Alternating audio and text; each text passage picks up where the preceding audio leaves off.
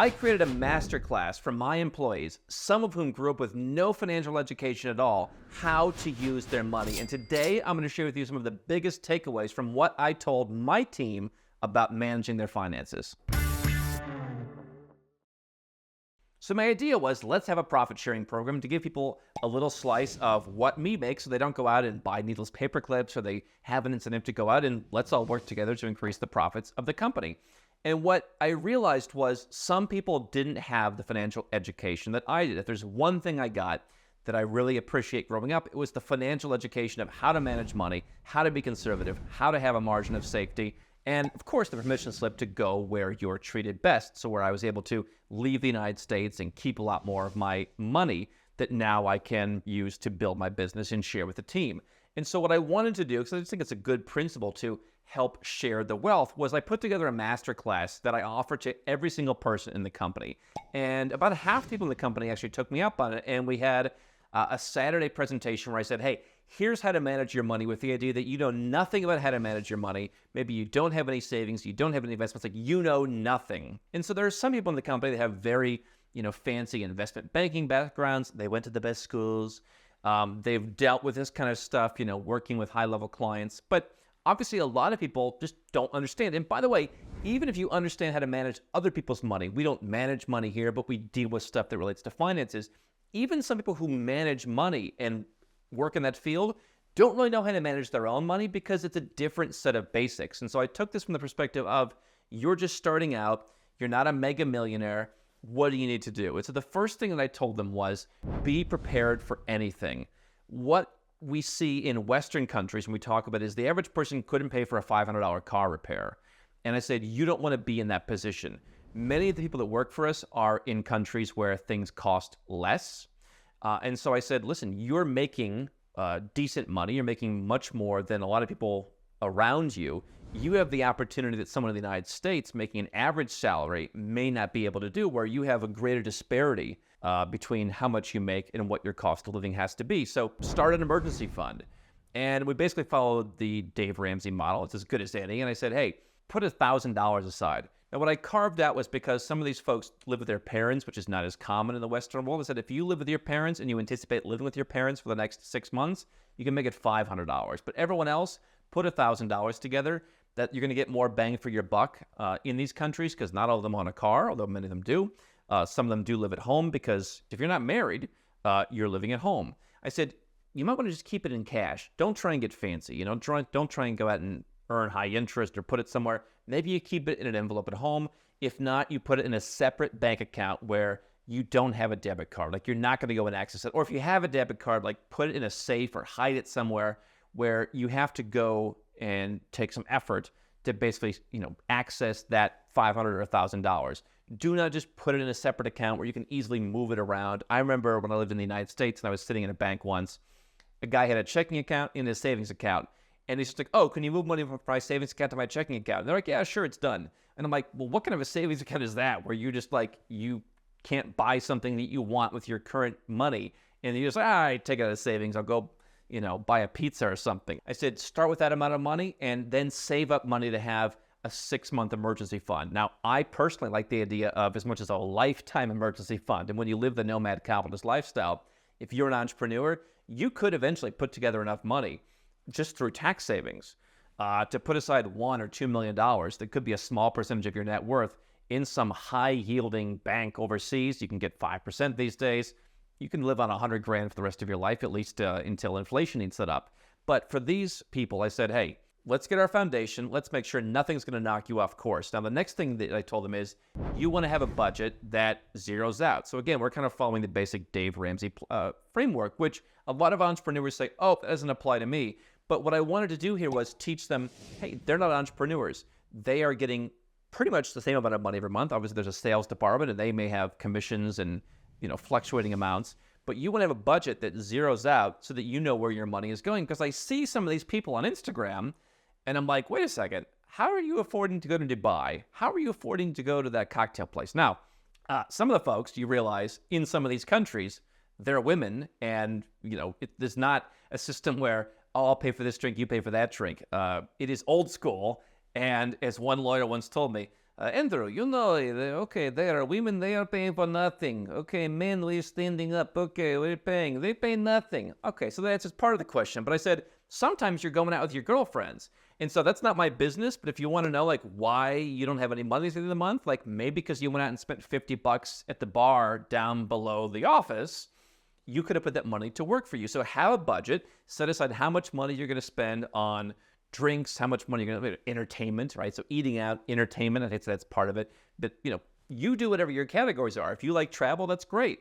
One of the reasons that I wanted to be an entrepreneur and I was willing to take the risks was I didn't want to sacrifice. I was willing to sacrifice so that one day I didn't have to sacrifice. I said, but if you have a fixed amount of income, number one, either work to get into sales or something where you can have a bonus opportunity, or you have to figure out, okay, is travel more important to me, or is drinking more important to me, or is, going to fancy restaurants or going to places where I can Instagram myself? Like, you've got to figure that out. You've got to have budget categories, but you ultimately want to save money. So number one, if you're buying a car, one employee was like, oh, my car's a little old. It's 4 years old. I'm like, your car is fine. All right. I drove a 4-year-old car once when I was older than you and I had, a pretty good income. Your car should cost, in my opinion, no more than a third of your income, certainly half your income. I said, if you're just starting out, buy a $2,000 or $3,000 car. They bought a $5,000 car, but that was still well under half of their income, even though they're very young and they're just starting out, in their case, in Georgia. But I said, no expensive stuff, no lottery tickets. Like, you need to get down to brass tacks to build up this emergency fund. Then you need the budget. Don't waste all your money on cars. And then figure out what your priorities are going forward. Now, once you do that, guys, no debt. Now, the cool thing about living in a lot of the countries where we hire is consumer debt is becoming more common, but it hasn't been as common in the U.S. And so in the U.S., anyone can get a credit card. Here's your $30,000, $40,000. Get it out of here. You want $100,000? Take it. It's not really the case. And so one of the things that people were happy is we have what are called staffing companies around the world where you're employing people in a company that works with your operating company to where you're able to hire people. You pay a wee little bit of tax in those countries for the value add of those employees, but basically they're just employed by a local, you might call it EOR as well. That allowed them to go out and get loans for things like a mortgage or in some cases a car. I said, guys, if you've got a car loan, if you've got, heaven forbid, an iPhone loan, you got to pay that off. You have to, starve yourself almost for as long as it takes to do that. And I said, again, we'll use the Dave Ramsey system, the debt snowball. I understand that from an actual numbers perspective, the idea of paying off highest interest rates first makes more sense. But I said, for people who want to see progress, I said, figure out whatever your smallest debt is. And I think in most cases, people only have like one or two debts if they had any.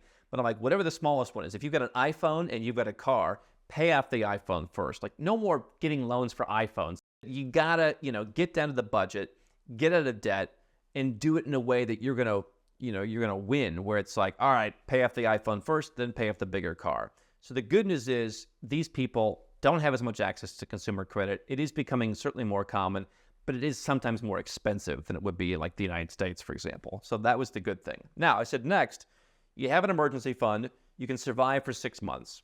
The cool thing about what Nomad Capitalist has done is it's very important to me. We have multiple different reserves in different places where no matter what happens, obviously if we don't make any revenue for 12 months, we're not going to have a need for that many people. But it's not going to be what some of these people have experienced in their country where one day, you know what, we're just not paying you. Some people have actually lived through that. And that's one thing that we've pitched on the career side is we're a pretty stable company. We pay our bills. We don't just run out the back door as some of the older school companies in some of these countries do. Pay yourself first. You have the emergency fund, you're out of debt. Pay yourself first. I said 10% should be the minimum that you're saving. Some of you can save 30%. Heck, some of you can save even more. I think we have one person who's like really prodigious about it. They're like 50%. I'm saving 50%. I said, on top of that, if you get a raise, just save that raise. You don't need to increase your lifestyle right away. Now, we have people who are older, but we have, because our business is rather unique. I can't really hire a lot of people who have the experience that we have because we've kind of created our own category of we're the general contractor for people who want to go offshore. We'll connect you with 8 different people and we'll manage those 8 different tax, accounting, immigration people. There's not really someone where I can just go and hire that has that experience. I'm training them. And so we always thought training people who graduated from great schools and who had a little bit less experience to where they wouldn't be rigid was the best approach. So these people are generally younger. If you are younger especially, you can afford to just bank your salary increase. And you're going to get more raises because we hire people who don't have as much experience. Some of them don't work out. The ones that are real killers and just amazing and that are better than what you would find anywhere in the West, we keep them and we promote them very quickly. Listen, if you're 23 years old and you went to the best school and you have a degree in finance or law or whatever else, you can afford to live for a couple years on whatever your friends are living on, even if your salary is 4 times higher than theirs. So maybe you save 50%, but regardless, 10% no excuses, 30% would be really good. And then I said, listen, save up and you want to invest in simple stuff. Now, here's where you may be a little shocked because I said, listen, your first $60,000 in investments, keep it simple. Put it in an S&P 500 index fund. Now, you may think the Nomad Capitalist, why is he telling people to invest in the S&P 500? By the way, I have a very diverse portfolio. I have investments in U.S. stocks. I just think you need a lot of diversification. The S&P 500 certainly historically has done relatively well. I don't think long-term it may outperform every other country, but I said it's accessible. So let's talk about people who work in Georgia. Bank of Georgia, for example, has a really cool online platform where they can just buy even individual shares of, let's say, an index fund. I recommended to folks if they can get a brokerage account, you want to consider perhaps buying a non-U.S. domiciled S&P 500 index fund because you can reduce some of the tax on dividends. That was not as widely available. But someone in Georgia, for example, could just buy an S&P 500 index fund and up to $60,000 as a non-U.S. person, they're not going to have any estate tax issues. Now, we're talking estate tax issues potentially 60 years in the future in many of their cases. If you're going to actively manage your portfolio, if you want to be on the cutting edge, if you've got lots of money, you're going to have a different strategy than someone who's just starting out. And so I think there's nothing wrong with saying, hey, put your first $60,000 in an S&P 500 index fund. And I said, come to me when you have the $60,000 saved, and we'll figure out the next steps. Whether you want to keep doing that because you feel comfortable with the future of the U.S. and the companies that are in the S&P 500, or whether you want to start doing stuff.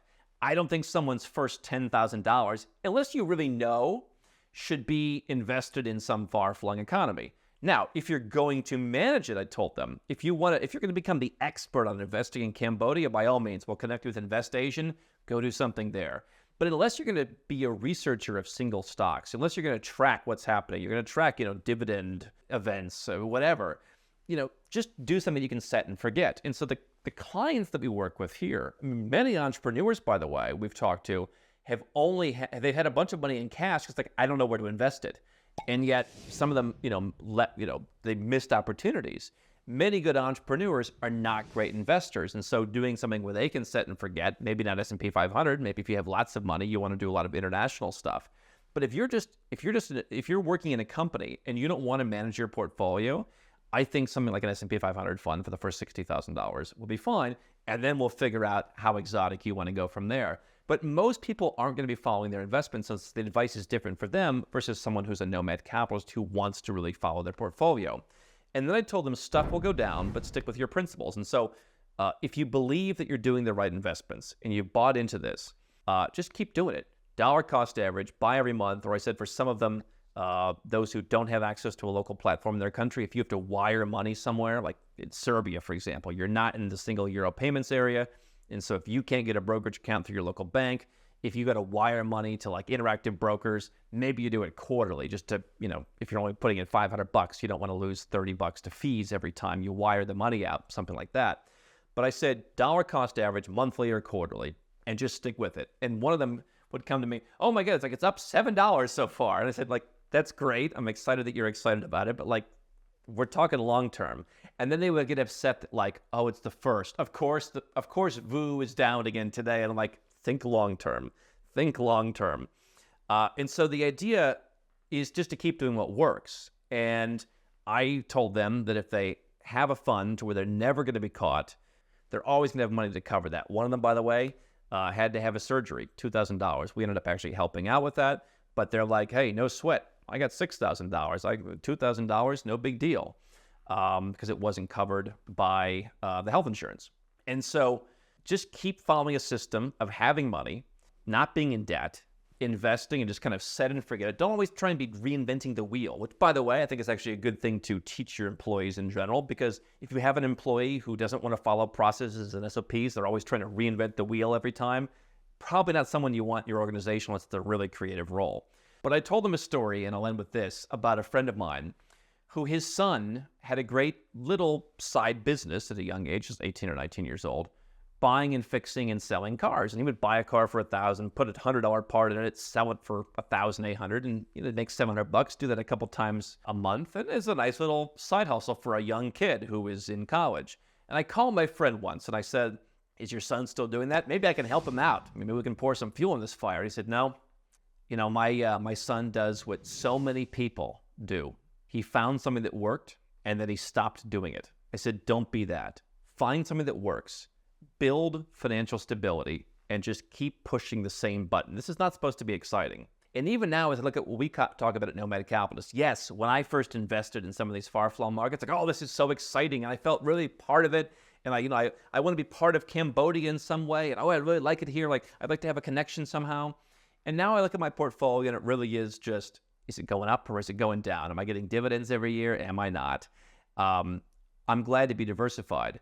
But the honeymoon period of what you do to invest runs out. You've got to have a strategy that works long term. That's what I told people. Now, the strategy for you, if you're a 7 or 8 figure entrepreneur or investor, is not going to be someone who has a job. At Nomad Capitalist, we understand that. And so if you're looking to reduce your taxes, if you're looking to get a second passport, if you want to be diversified, we have a network all over the world. You can invest in some pretty far-flung places. You can get residence in some pretty far-flung places. We help our clients do that. If you're looking to learn about this stuff, Nomad Capitalist Live is our annual event. You can come and meet some of the people that took my advice, some of the team members from Nomad Capitalist at Nomad Capitalist Live, and learn 4 days of how to do the stuff that we talk about, which is more exotic. But I thought there was a difference between, I'm not going to tell my employees to put all their first $5,000 into El Salvador. But for you, there could be opportunities to do more exotic stuff. That's what we help people do all the time.